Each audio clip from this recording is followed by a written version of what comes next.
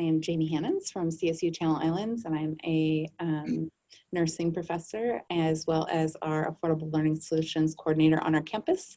And we are so grateful to have you, David Wiley, to come join us. And I feel like you're like our big hurrah at the end of our week here in our events.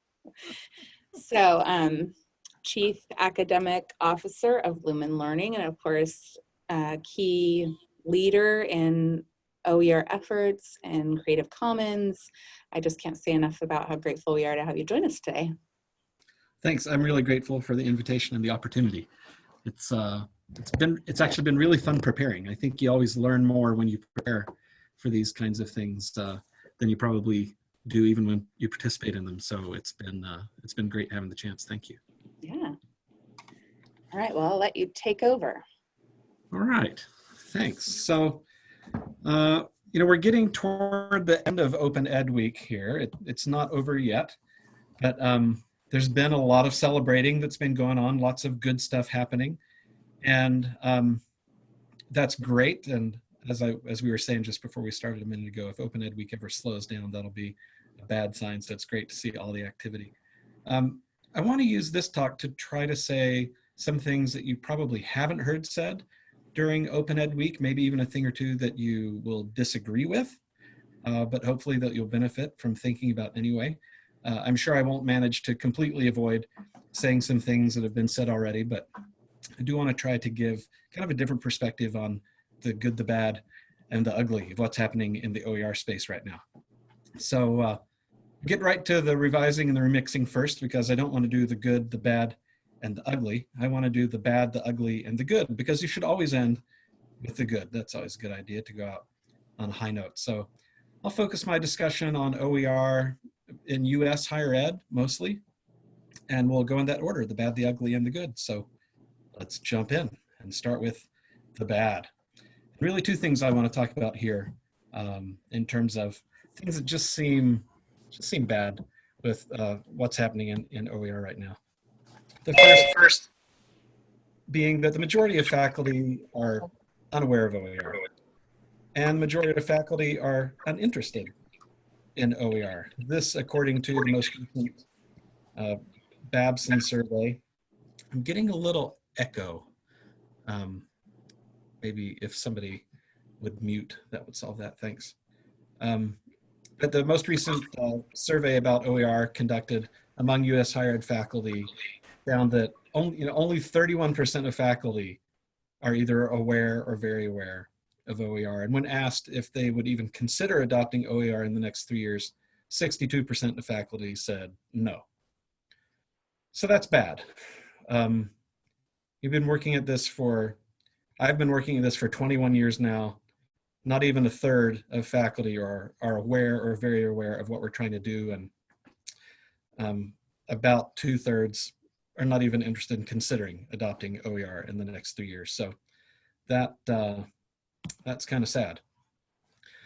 According to some research done by Spark, and the links to all the references are in the notes in my slides here, which I'll make available in these Google Slides.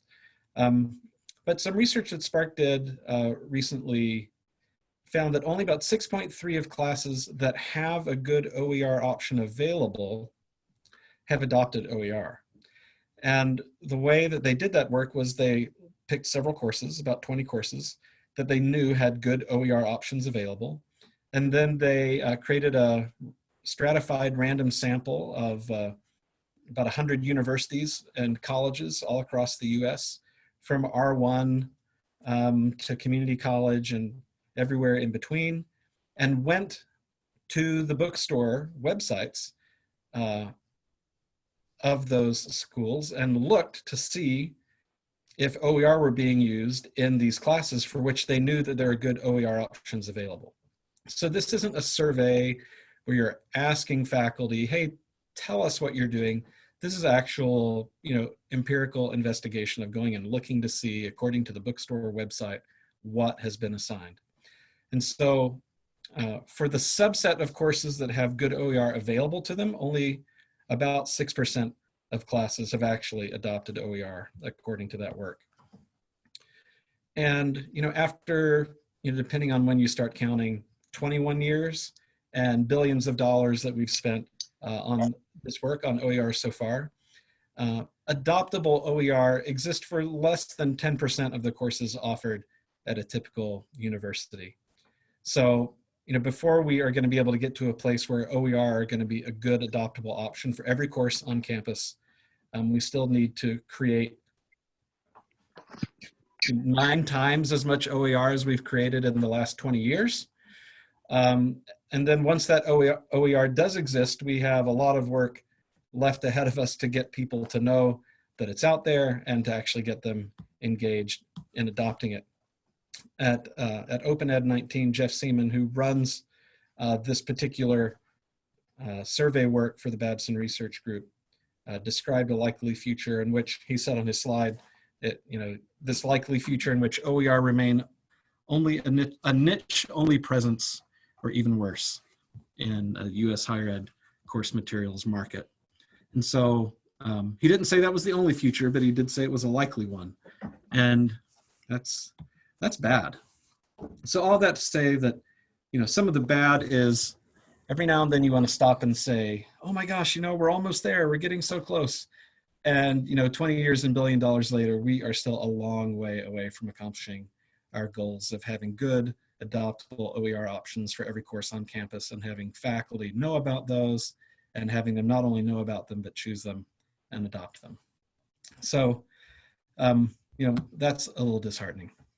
The other thing I think that happened recently that is just plain bad, and there's not really another way to describe it, is that with the recent UNESCO recommendation, bureaucrats at UNESCO took the public draft, which had a very strong and very clear definition of OER, and rewrote that prior to the voting by member states, and rewrote it in a way that kind of breaks the definition of OER. And you can see in their redefining that they just fundamentally don't understand copyright. And so that's a problem, because now all the UNESCO member nation states have voted on this recommendation. It's going to be getting lots of airtime and lots of thought in countries around the world. And it's based really on a fundamentally flawed definition of open educational resources. This is the definition from the new recommendation that was recently approved. Kind of the key pieces here are that OER are materials that either reside in the public domain or have been released under an open license. That's great as far as that goes. It continues kind of long-standing thinking that OER-ness, if I can say that, is solely a matter of copyright. Learning, teaching, research materials are OER if they're either not protected by copyright by being in the public domain, or if they've been released under an open license. That part is fine. The problem comes in where then they go on to say, what does it mean to be released under an open license? What is an open license? And the new definition says that an open license is one that permits no cost access, use, adaptation, and redistribution by others.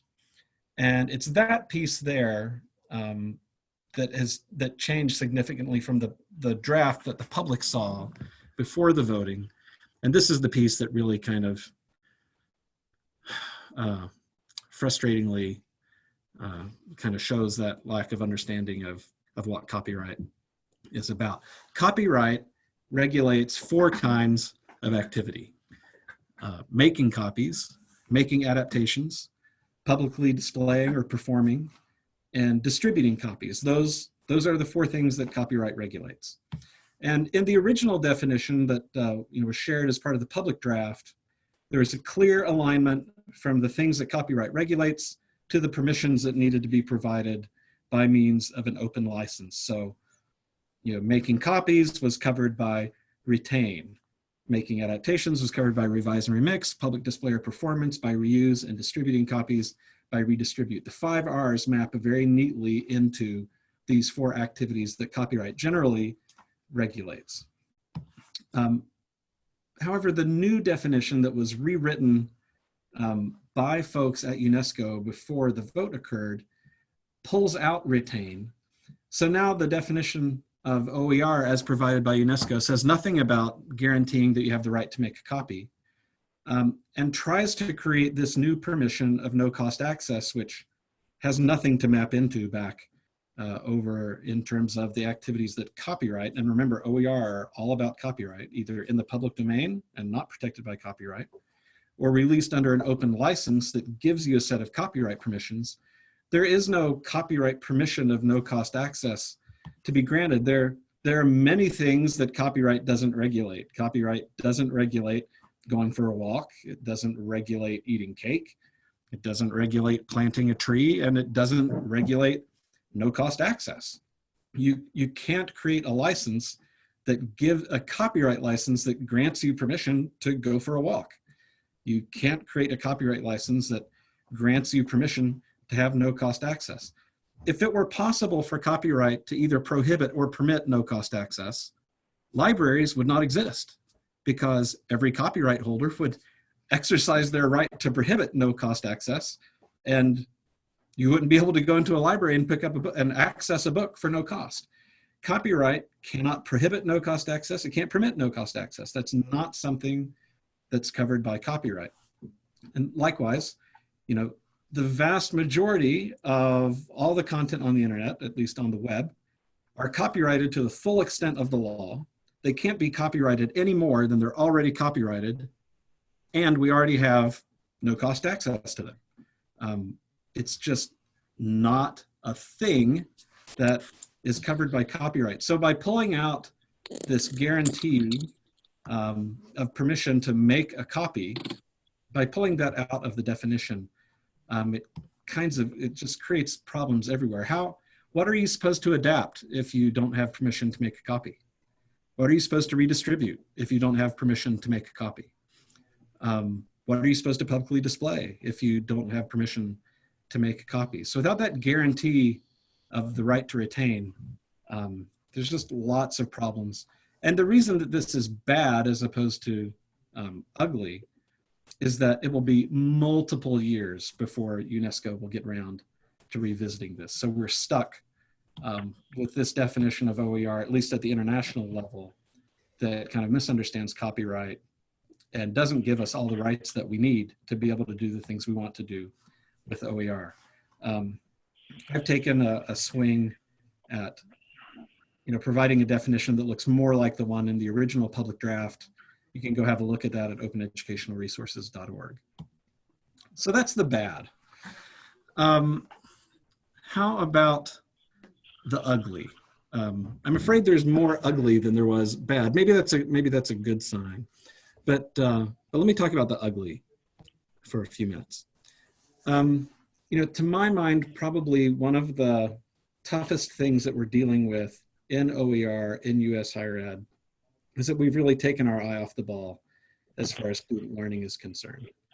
And there's initiative after initiative after initiative around the country that you can look at and see that the OER initiative has nothing to say about student success, has nothing to say about student learning, that our work on OER is really kind of increasingly collapsing onto this myopic focus just on affordability. And good golly, it is so much work to do to change from one set of course materials to another set of course materials. If we're gonna make that much effort, if we're gonna go to that much trouble, if we're gonna set up grant programs and we're gonna do all of these things, instead of just getting to affordable, shouldn't we also be trying to get to improving student learning? I was sad recently when I reviewing the program for OER 20, which is coming up soon, the conference in the UK, which in many aspects looks like an absolutely terrific program, but there's not a single presentation on the program that deals empirically with the impact on student learning or student success of using OER. And the same was true of the OER 19 program. And it's not just that conference, it's happening very broadly. So I think this focus on affordability to the exclusion of student learning is a problem. Affordable and effective are very different things. the last decade of peer-reviewed research on OER, if it tells us anything, it tells us very clearly two things. One, that using OER, adopting OER as the required materials for your course will consistently and reliably lower the cost of course materials. OER does make things more affordable. What the research does not show consistently and reliably is that using OER improves student success. There's still a lot that we don't understand there. And there's a lot of work that needs to be done. If you follow the OER research at all, this little bit of ugly won't be a surprise to you. Researchers from OpenStax published a great paper in PLOS Open a couple of years ago demonstrating that just increasing access to course materials is not likely to measurably improve student success. And hopefully that's not a surprise, but just increasing access isn't going to measurably improve student success, but we desperately need measurable improvements in student success. 40% of first-time in college students drop out completely before even finishing their first 2 terms.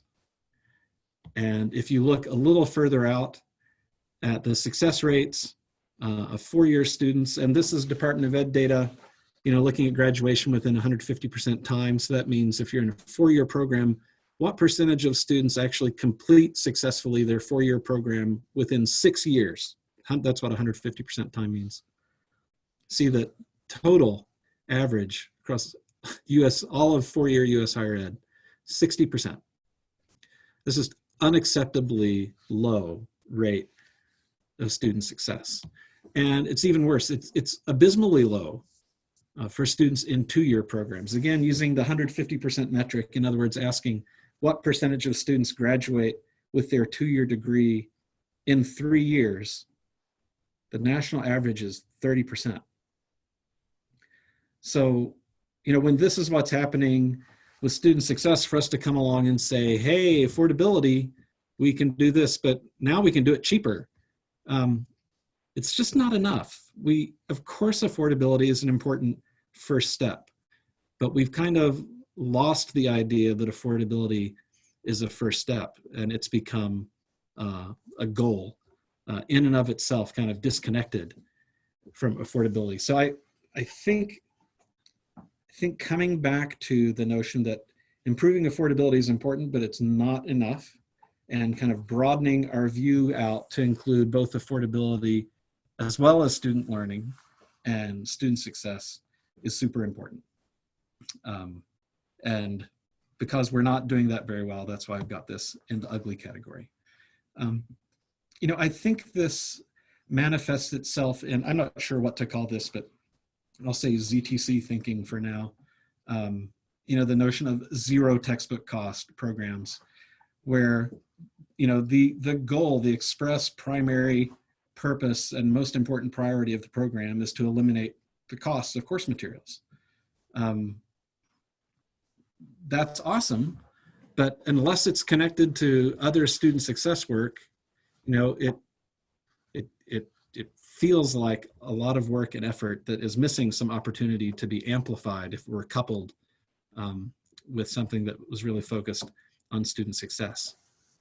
In this most recent survey report released by Babson, they found that 48% of faculty that teach introductory courses, and those are the courses where most OER exist and where OER are most frequently used, 48% of those courses require an online homework system.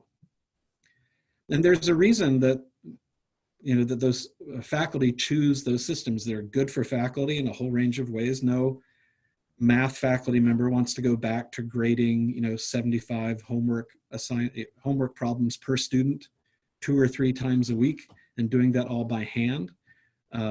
There's some benefits to faculty of adopting these systems, and there are benefits to students when faculty choose these systems as well. When you spend a bunch of time and you do 75 problems in a row and you have no idea if you're getting it right or not, and you turn it in and you don't get feedback for a week or 2 weeks, that is just not good for learning. It's far better for learning if I can get feedback immediately after the first problem that I missed the problem. And hopefully not just feedback that says incorrect, but some feedback that's diagnostic and tells me, here's why you missed that problem. Now do another practice problem and see if you can't do better. That immediate feedback and diagnostic feedback is so helpful and so important for learning that it shouldn't surprise anyone that about half of faculty that teach introductory courses require one of these systems. Now, historically, these systems have been ridiculously expensive. I've said immorally expensive here on the slide. They don't need to be that expensive. However, they do cost money. Servers have to run, bandwidth has to be paid for, security and maintenance and things like that need to be considered. So there is a cost considered, or there is a cost associated with running an online homework system. But just because there's a cost associated with it doesn't mean it needs to cost $200. That's not the argument here. The problem, I think, is that this kind of ZTC thinking can make an online homework system or adaptive courseware or whatever it is that you're talking about either difficult or impossible to adopt. If you've been told very clearly that the goal is for you to get to zero cost for course materials, then even though as a faculty member that these systems free up your time to spend one-on-one time with students, they free up your time to do a range of things that are good and useful, and that they're more effective in supporting student learning. If the direction or if all the incentives are to get to zero, then you can find yourself in a pretty difficult situation. And the thing about this that is the ugliest for me is that for many, many years, OER advocates said, hey, go review some OER, go take a look at it, see what you think it will do in terms of student learning. And if you don't think that students are going to learn as much from the OER as they're learning from your proprietary materials that you're using currently, then you shouldn't switch, because we should not be willing to sacrifice student learning in order to save students money. And that was something that advocates said for a long time, and that honestly, we believed, and it was near the top of our advocacy message. And I think it bought us a lot of credibility with faculty because they understood that our primary concern was with student learning. But it seems like, this ZTC thinking, for lack of a better way of saying it, puts us on the other side of that line. If the idea is that instead of, assigning a homework system that goes with your math class or your biology class or whatever course it is, that we're just going to switch to a PDF because that's going to save us a lot of money, that's absolutely a step over that line where we're saving money at the expense of student learning. And a lot of us who've been in the field a long time said we never wanted to cross that line. And so that's some ugly as well. Another little bit of ugly here in OER and US Higher Ed has to do with our search for sustainability. There are a lot of us who've been at this for a very long time. I started working on this on OER in 1998. Rich Baranek, who's the founder of what was then first Connections and then later OpenStax at Rice, started working on this in 1999. The Open Learning Initiative at Carnegie Mellon started around 2001, 2002. So there are a bunch of people in the open space who've literally been working on this for decades, trying to find a sustainability model. And it's interesting that just within the last maybe 5 years, there's been some interesting coalescence around a sustainability model. And that model looks like this, like using one-time funds like grants, for example, to pay for the creation of OER and supporting materials and supporting technologies and things like that that are needed to run an OER program. Use one-time funds for that, and then use recurring revenue from product sales to pay for the updating and the maintaining and the sustaining of all the work that was previously covered or that was previously funded, and to cover other costs that grants don't typically want to pay for. So it's a mix of grant funding plus revenue from product sales. And it's interesting to see the degree to which, the people who've been in the field for a couple of decades have started coalescing around this sustainability model. When you look at OpenStax and you think about, they go get grants, they create OER, those OER go free and open on their website. But how do they pay for the second edition? How do they pay to keep the lights on? How do they fund the sustainability, both of the things that were funded 4 years ago from a one-off grant and sustainability for the organization? And they do that with a whole host of product offerings that create recurring revenue for them that let them sustain themselves. So they sell printed copies of textbooks. They have what they call OpenStax Tutor, which is a kind of more generic homework system, as opposed to Rover, which is their math-specific homework system. And then they partner with dozens and dozens of technology partners, everyone from McGraw-Hill and Cengage to tiny little startups that you've never heard of before. And in these partnerships, those technology partners take OpenStax content and build it into another homework system or another adaptive platform and sell it. And then they share a portion of the revenue back with OpenStax.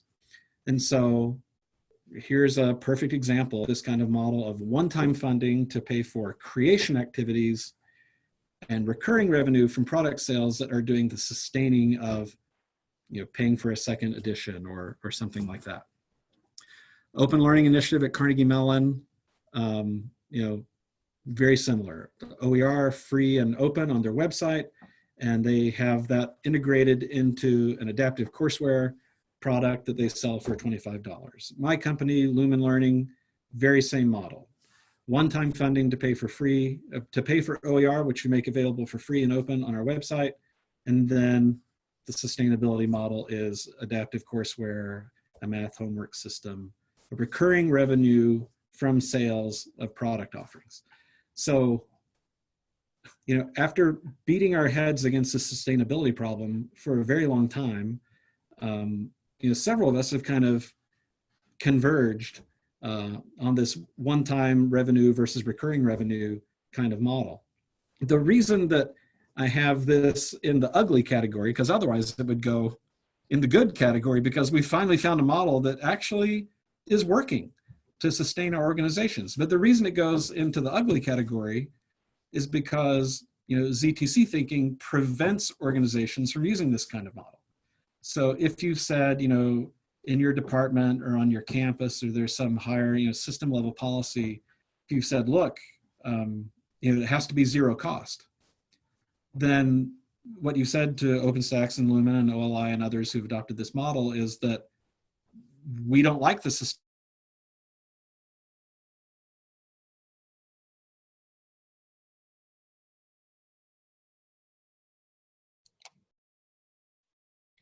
I think we froze for a moment. I'm not sure if we lost you, David. Yeah, it looks like his camera's frozen. And in fact, if a majority of institutions in U.S. higher ed were to adopt this kind of zero textbook cost kind of mentality, then many OER producers would be left without the resources that we, first person inclusive, need to sustain our work. So, this is an ugly category one for me, because after decades of looking for a model and finally finding one that's working, to see that model start to be kicked out, to have the sustainability model legs kind of kicked out from under us by the people who are OER advocates, by adopting these kind of ZTC approaches on their campuses is just super frustrating. I only have one slide on this. I don't want to belabor this particular point. But in terms of taking our eye off the ball, and not being primarily concerned about student learning, there's also a group of people who have been very vocal, and several of whom have told me in face-to-face conversations outright, look, improving student learning is great, saving students money is great. That's not why I'm here. I'm here because I was treated very badly by the commercial publishing industry, and I am here to bring righteous retribution down upon commercial publishing. And to the degree that that's an incentive or a motive that's driving the work as opposed to improving student learning, I don't know that, I do know, I strongly believe that that doesn't get us anywhere positive. I think Yoda talked to Luke about that at some point. So that's enough of the ugly, the bad and the ugly. On to the good, because you should end with the good. And there's a ton of stuff that's good that's happening in US higher ed with regard to OER right now. So, this is the thing that I'll say that you've probably heard said elsewhere during Open Ed Week, but it is just such good news that I think it bears repeating, right? For many decades, this chart only goes back 2, but there are other charts that go back 4 decades. But for a very long time, the price of course materials has just been skyrocketing. And everything that we tried, loan programs, rental programs, textbook buyback, nothing that we were doing was having any impact on the affordability of course materials until OER became a legitimate alternative. And once OER became a legitimate alternative, then you can see there, just within the last couple of years, you can see that trend actually start to shift and to move. So, one of the things that is good is that OER are driving down costs, and they're driving them down across the board. I'm sure there's some small, bit of that change in pricing behavior that could be attributed to all of those other affordability initiatives like rental and buyback and inclusive access or whatever else it is that's going on. But really the price pressure is coming from open educational resources. And to the degree that you think the primary thing we're trying to do with OER is improve affordability, that trend is heading the right direction now. We're not done. We're not ready to hang out the mission accomplished banner yet, but it's working, as Anakin says for our second Star Wars reference here. I had the UNESCO recommendation back under the bad. I think it has to also go under the good. UNESCO member states have adopted this recommendation on OER now, and they're going to go back and the states are going to do some work, and they're going to be sort of accountable in some way where they're going to have to think about what they've done and provide some reporting back to say this is what we're doing. And just getting OER talked about at this high level and having people actively engaged at this level of leadership talking about OER has to be good. It is good. We hopefully will be able to fix the problems with the definition in a future version. But just the idea that there's this much international attention focused on OER is undeniably good. It's a good thing. Another thing that I think is really good is that more OER are being kind of actively, proactively, however you'd like to say it, integrated into more and more online homework systems. OER are being integrated into more adaptive platforms, so that these 48% of faculty that teach introductory courses and want to use OER, but also want to assign an online homework system or want to have their students working in an adaptive platform have a number of legitimate options to be able to do that now. There is a time in the not very distant past where if you wanted to adopt OER, kind of, a PDF or a static website were sort of your two choices for your OER adoption. But there's a lot of work going on in this space right now. And I think it's partly because people understand that these systems have the, can have significant impact on student learning and want to use OER to drive improvements in student learning. But part of it's also just response to demand in the market. Half of faculty want to use one of these systems. So if we really want to drive OER adoption more broadly, we have to provide options where there's OER in an online homework system or an adaptive platform or something like that. So seeing more and more of this happening is definitely a good. And then continuous improvement. Continuous improvement is one of these notions that comes from outside of education. and needs a little tweaking as we import it into education. But continuous improvement in the context of OER is really about iterative, cyclical, data-driven revising and remixing of OER so that they can become more effective each semester. You may have heard me joke at some point in the past that OER and learning analytics are like chocolate and peanut butter, and that they're both kind of delicious in their own right, but when you put them together, it creates something really amazing. And specifically what I mean is that OER give you permission to revise and remix. They tell you change anything you like. You absolutely have permission to do that. And they give you no sense at all of where you should invest the time and effort making those changes. On the other hand, learning analytics, or if you want to say educational research, that's fine, can be used to evaluate learning materials to see which learning materials are doing a good job of supporting student learning and which ones are doing a less good job of supporting student learning. And they can help you identify those places where improvements need to be made in course materials. But if those course materials are not OER, if they're traditionally copyrighted materials, then you don't have permission to make any of the changes that you can see the data are telling you need to be made in order to better support student learning. So on the one hand, you have permissions with no sense of where to go. And on the other hand, you have a sense of exactly where to go, but no permission to change anything. So this is the kind of the chocolate and peanut butter of this data-driven approach and revising and remixing coming together. And this is really, like if you look at the work that's being done at OLI, at the Open Learning Initiative at Carnegie Mellon, or you look at the work that we're doing at Lumen, this kind of work is really possible because of the instrumentation in something like an online homework system or adaptive courseware.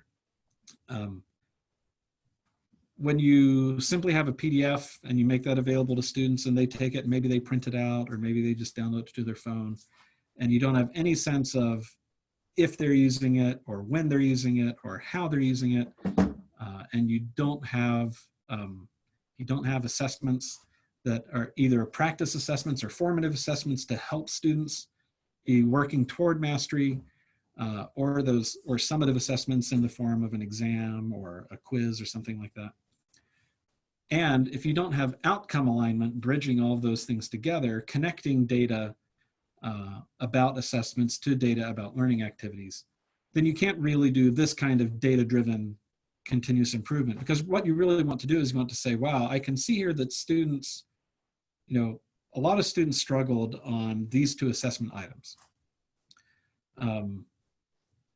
If you know for those two individual assessment items, specifically which learning outcome they're supposed to be assessing mastery of, and if the readings and the videos and the practice and the other learning activities in the course are also outcome aligned, then you can cross a bridge from these assessments, via the learning outcomes back to the learning activities that were supposed to prepare students, supposed to help them achieve mastery, but they're not achieving mastery. And so you have to have these kind of data at the individual item level. You have to have content engagement data on the content side. You need that bridge that's built when you have outcome alignment across those two.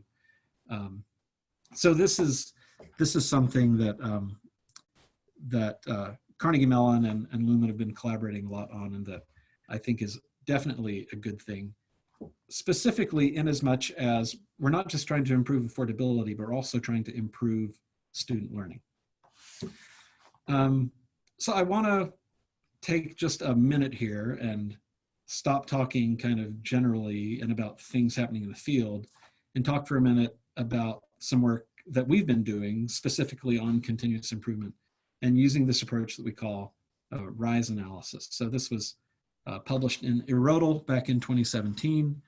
And RISE analysis is simply an approach to using learning data and content engagement data to try to figure out where it is that we should invest our continuous improvement efforts, because it would be I guess it'd be great if we had all the time and money in the world to just go kind of make improvements to everything everywhere, but that's not how anybody's life works. You're more likely to have half a day over Christmas break when you can really dig in maybe and some time improving that course before you offer it again in the spring.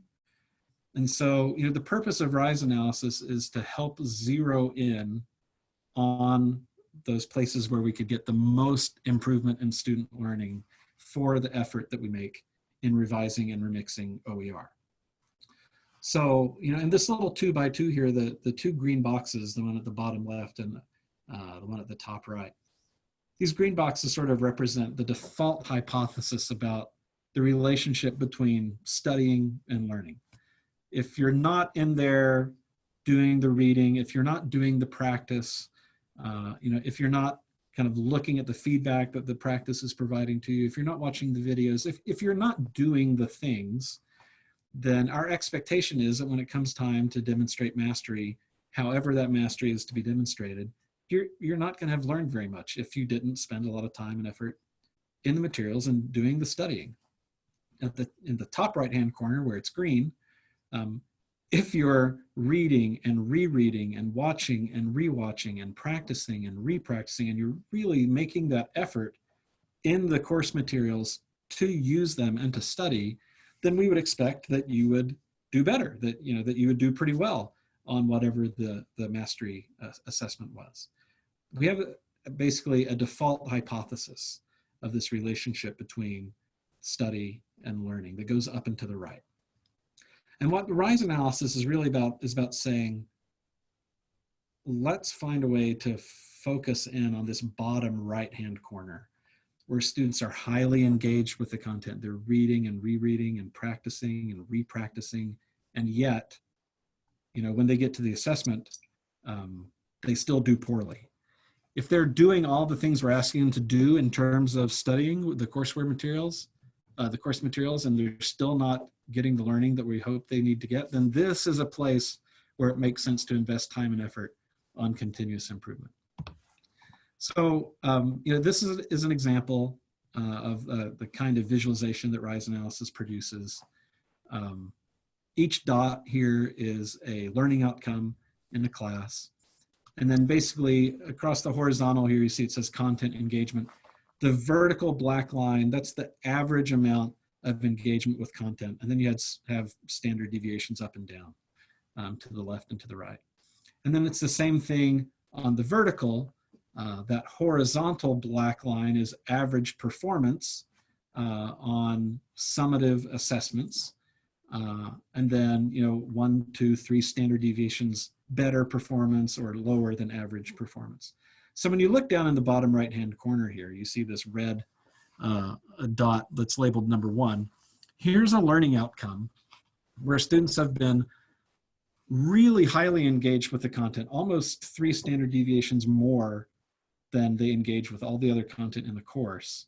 And yet their performance on the assessments related to that learning outcome are 2 standard deviations lower than their average performance across all the other outcomes in the course. So that's a place where, look, they're doing the work and they're still not learning. That's a place where we can go in and invest some effort and expect to really get some leverage out of that. That first paper was published in an open access journal. There's an open source implementation of RISE. It's published in the Journal of Open Source Software. So you can get and do it that way, or you can just grab it straight out of GitHub. But we've also, as part of the collaboration between Lumen and Carnegie Mellon, we've also built RISE analysis into Carnegie Mellon's LearnSphere tool, which is essentially a click and drag and drop set of tools for doing learning analytics kinds of tasks. So now you can do all of your RISE analysis right inside LearnSphere as well and get these same kinds of results out with lists of, the list of learning outcomes and all the metrics in a table that you can have to scroll across to the right to see, as well as a visualization that helps you zero in to find those learning outcomes where the content really needs help. So, I think this continuous improvement work is so exciting. I put it in the good category because I I do think we ought to be really driving toward more student learning. And I hope that you can see that this kind of continuous improvement is only possible when you're using OER. If you find a problem with your McGraw-Hill text, or you find a problem with your Pearson MyLab, you don't have permission to go make the changes that you need to make that better. You can only work on making continuous improvements when the content that you're using is openly licensed and grants you all of those permissions. So we've been trying to do a number of things to increase the degree to which we can do that work collaboratively, one of which is publishing RISE analyses for a large number of our courses. It grows every semester. I think it's about 24 right now. If you hit this website, you can see the RISE analyses for all of the Waymaker courseware that Lumen offers.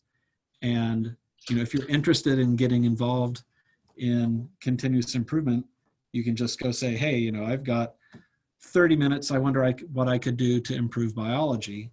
We can tell you exactly where you should be looking to improve the OER that are out there in support of biology, exactly which outcome it is that's where students are the most engaged with OER, but struggling the most on the assessments related to that outcome.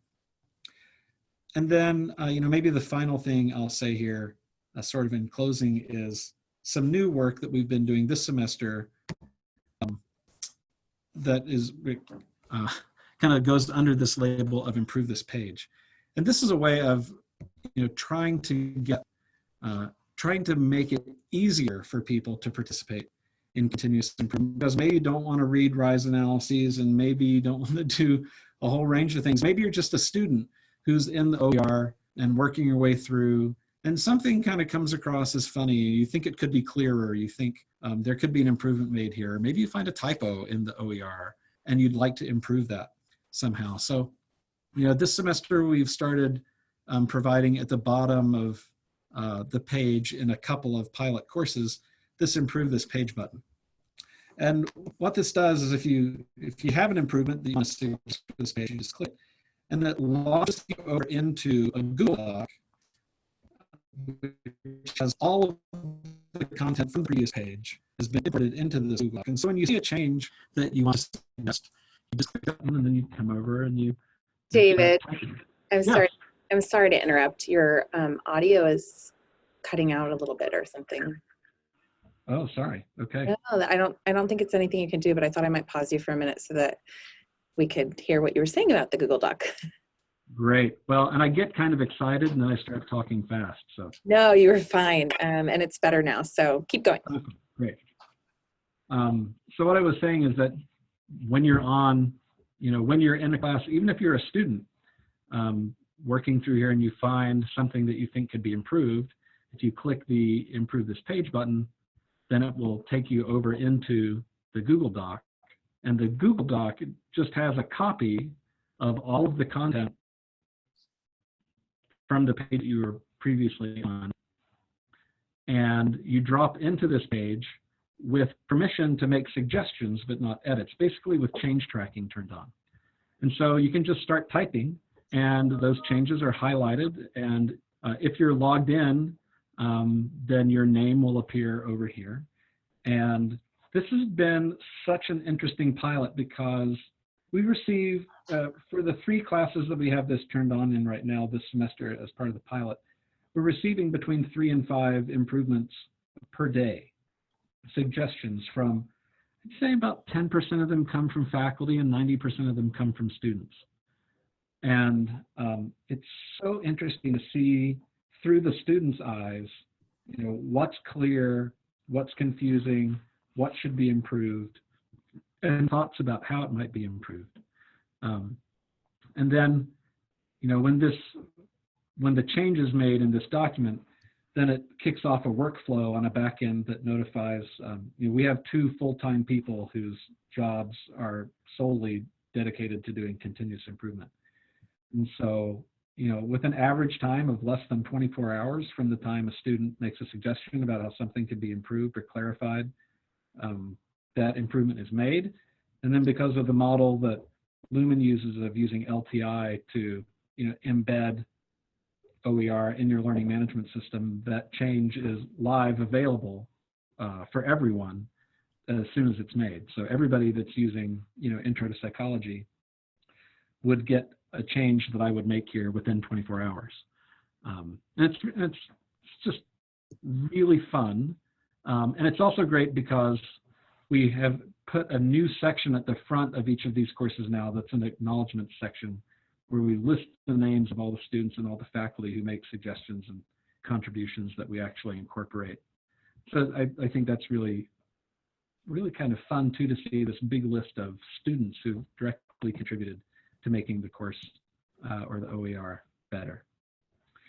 So, if I'm really worked up about continuous improvement and super excited about it, it's because I am really dedicated to this idea that, of course, things need to be more affordable, but affordability is not enough. We've got to do more. And OER is such a powerful lever with all the permissions that are available to us and all the things that we can do with OER. And I hope that as you think about your OER work in the coming year, that you'll continue to think about affordability, but you'll also think, as I'm doing this work, how is it that I can use OER not only to make higher education more affordable, but how can it be more effective? How can we support better student learning? How can we start to change some of these outcomes that they're just not acceptable? There's not another word for it. So with that, that has preserved a couple of minutes for us here, and it would be great if we could have some conversation. So thank you. Thank you, David. Oh my gosh, I'm so excited that you've brought up that just so many parts of this between, and I have to say, every time I see you speak somewhere or have you join us, you've always got just these great perspectives and different angles to think about. And I really love that you brought forward this idea of the importance of student learning, because I think you're right. I think sometimes we are so focused on affordability and dropping the cost to zero that we want to make sure that the materials that we're bringing in, they're not just quality, but they're being used in a way that's impacting student learning still, right? I mean, that's our whole goal. Between that and just the improvements page, I'm blown away. So I want to allow anybody else to ask questions or jump in. If you want to put them in the chat, feel free, and I'll circle them back, or jump in and unmute yourselves.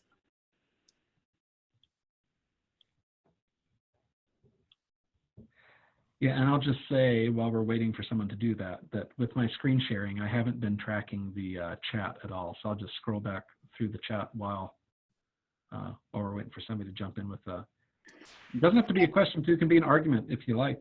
Sorry, I've just been spamming the chat over here, David. Hey, Jeff, how you doing? Good, how are you? Very good. I did have a really specific question about the Google Docs thing. So errata are shared with the team at Lumen once someone makes those changes.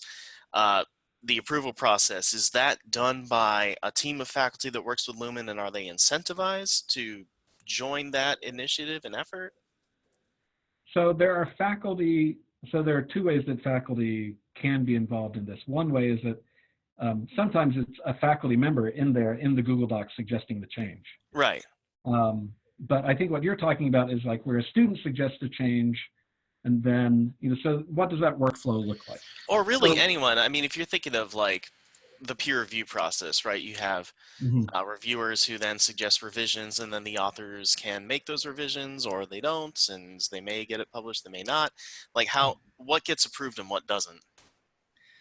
Yeah, so we try to be pretty inclusive. We haven't just outright rejected a lot of suggestions. One that I can share, which was fun. Someone went into some content about the lobes of the brain and suggested that we change the B in lobes to V so that we could be talking about the loves of the brain. And that was clearly somebody, just having a go, and we rejected that suggestion. Yeah. Suggestions that are, pretty tactical, like, this word says had, but you can tell from the context it's supposed to be has. There's a D here instead of an S. That just gets vetted and corrected very quickly without really going to anybody for review. Other kinds of things, like a suggestion we had a week or two ago came in about an example in the OER that said something like a guy and his girlfriend are out shopping for a new car. And somebody made a suggestion and said, this would just be a little more inclusive if you just said a guy and his significant other were out shopping for a car. And so, that's another kind of change that wouldn't get pushed out to faculty, for review. But when somebody comes in and says, something that's kind of substantive in terms of the content, like, I don't think this explanation is technically correct. So there's been a little argument about the definition of diabetes that's gone on in the in those comments about whether it's your inability to process sugar or it's your inability to produce insulin, or like, which way do we really want to talk about it here? Mm-hmm. And so that's the point at which we would reach out to faculty that we have partnered with on grants and things in the past that we have relationships with, and say, this came in, what do you think about it? And if it turned out to be something that was going to be any kind of lift at all, then there would be some kind of incentive on our side that we would provide to them. But there hasn't been anything that's been really kind of major like that. Like, I think your whole approach to chemistry is wrong, and it should be an atoms first approach where you change everything about the whole book, right? Like, nothing like that has come in yet. And it's also the case that because Lumen's approach to OER is always, the content of the courses comes from 100 different places. It's not like there's a single author or 3 people who are the authors of the course to go back to and say, this is really your OER. Would you like this included in here or not? These are all giant remixes. And so there'd be, we would gather opinions from people, but then ultimately it would be somebody with some content expertise inside of Lumen after a consultation that would decide whether that suggestion is something we want to remix in or not, just like they make other decisions about which OER to remix in and which OER to not bring in after they talk with faculty about it. All right, thanks. The other thing I will say about faculty incentives is that we started. I've been talking about it for over a year. You've probably heard me talk about it, Jeff, but we actually started doing it for the first time this past fall, offering faculty an incentive of a letter from Lumen to, basically to their tenure and promotion committee. Yeah. It says, hey, Jeff did this work and it was included in this course. And I can tell you that since it was included in this course, or this, set of course materials, it's been adopted and used by 13,000 students around the country. And on the public facing website, it's been accessed 130,000 times or whatever. And providing that kind of alt metrics information so that faculty can get some tenure and promotion credit for the work that they spend doing on OER. I wrote and sent out the first couple of those letters in the fall. It was really exciting, and I'm hoping to do more of that, because I think until we can actually get OER work kind of formally recognized in tenure and promotion processes, then we've got to find some ways to hack around the system to help those count for the kinds of rewards that people really want and need in terms of promotion and tenure.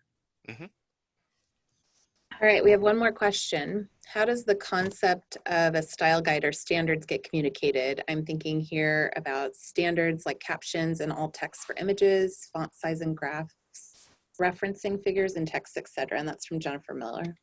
Yeah, so Jennifer, our approach right now is to just completely shield whoever is making a suggestion from any of that.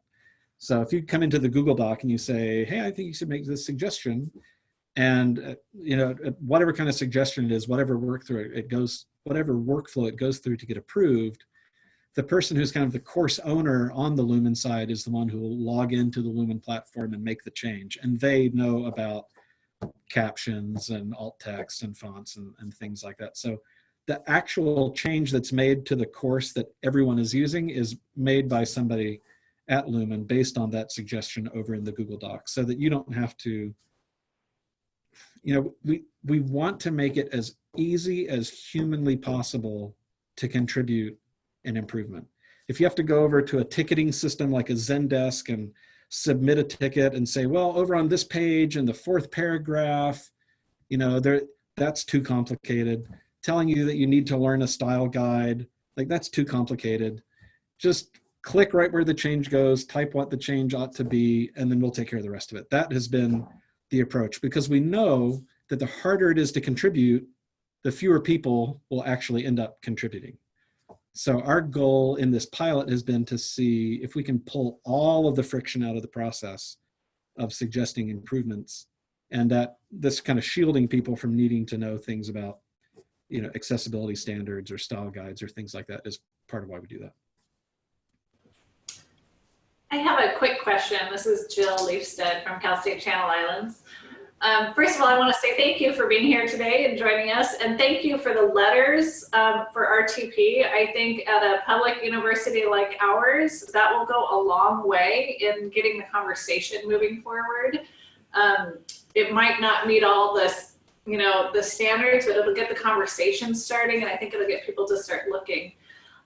So the conversation about zero cost and low cost is one we have a great deal here. The other one that comes up with working with faculty that I'd like your reflections on, or anyone else on the call for that matter, is OER versus free materials. So when we look at classes, we rarely find a class that doesn't have something that's not OER in it. And when we then link that to student learning, do you have any reflections on how that impacts student learning? We should worry about it or even think about it? So yes. Let me give you a brief reflection and a longer one. So, the brief one is when you make the choice to pull in something that's free, but that isn't open, then if you find out that it's not really supporting student learning, the only choice you have is to replace it. You can't fix it. And so your continuous improvement process becomes, well, I'll pull this one out and put that one in and see if it works better. And if it doesn't, I guess I'll pull it out and find another one and stick it in. And it becomes a little less principled than looking at something, being able to understand why you think it's not working and changing it directly so that it will work better. Swapping out something for something new and completely unknown just doesn't seem like it's going to give you as much. You're not going to be as successful with that approach. Now, having said that, there is the humanities issue that we have to talk about, and I think it's okay for me to talk about it because I have a BFA, so I think I can talk about humanities and not talk about it as an outsider. There are some courses where what I like to call the object of study, where the thing that we're studying and learning about and talking about. There are some classes like STEM classes where the objects of study are theories, models, ideas. It's, the laws of thermodynamics. And if I have a different metaphor for explaining the laws of thermodynamics, and I can do that, I can create some new OER and they can go out and be used, and it's great. If you don't like mine, you can just make your own. And it's kind of meaningful to talk about, well, I used to use, Mankew's economics, but I've got an open source replacement for that now. That is an English sentence that makes sense. In the humanities, when you're talking about the object of study not being an idea or a model, but being a specific artifact. So I'm studying this novel, or I'm studying this piece of art, or I'm studying this recording, by Glenn Gould or whatever it is. Then you put yourself in a situation where there is no English sentence that makes sense where you said, well, The Catcher in the Rye was fully copyrighted, so I had my students read an open source equivalent instead, right? So you put yourself in a situation where, or you find yourself in a situation in the humanities sometimes where it's not just difficult to replace content with OER, and it's not that it would be really expensive to replace it with OER. It's literally impossible to replace it with OER because the thing you're studying is a copyrighted artifact, like a song or a movie or a novel, right? So in those cases, there's really no conversation to have because If you're studying late 20th century European film, like those things are all still under copyright and you're going to watch those movies. Now, you do have a range of choices about kind of if those are the bricks in the class, what do you do about the mortar? You know, you've got historical context setting, and you've got discussion questions, and you've got some explanation of why this piece is historically significant or what role it played in, you know, the progress of whatever. All of those kinds of things, those are ideas, those are theories, those are things that you can express yourself that can be made open. And there's been a lot of work that's been done. I've got an open ed reader, which is an anthology of kind of what I consider to be the seminal works if you want to get into OER. And the works are the works. Many of them are open, some of them aren't. But all of the wraparound of that, I wrote together with students. Actually, students did 95% of the writing and I just edited, right? Robin DeRosa did something similar with literature anthology, right? So I think in humanities, you find yourself in this place where there is literally, that it's not possible to have an OER option, but it is possible to wrap OER around that. So those, I think those are the two things that I hope those in some way address the question that you're asking. Yeah, it does. I mean, I think that analogy of having to get rid of something versus fix something is the conversation I would like to be having more here. Because I think that that's a leap. You know, not everybody has can quite comprehend the concept of being able to give feedback, and suddenly something can be fixed and improved. So it's helpful. Well, there's another piece of it that, like, you know, goes way back to like e-learning back in the 90s when we first started writing link checkers, you know, for online courses, because if you've got a resource that's free but it isn't open, you can't make your own copy of it and put it in the course and make sure that it stays there. You're linking out to this thing that's free for students to use, but that you can't copy. So what happens when that thing disappears 2 weeks into the term? What is your fallback plan? That's another very real issue you have with stuff that's free but isn't open, because you don't have, you know, with the exception of, you know, linking out to the Internet Archive, you don't have a great way to deal with that.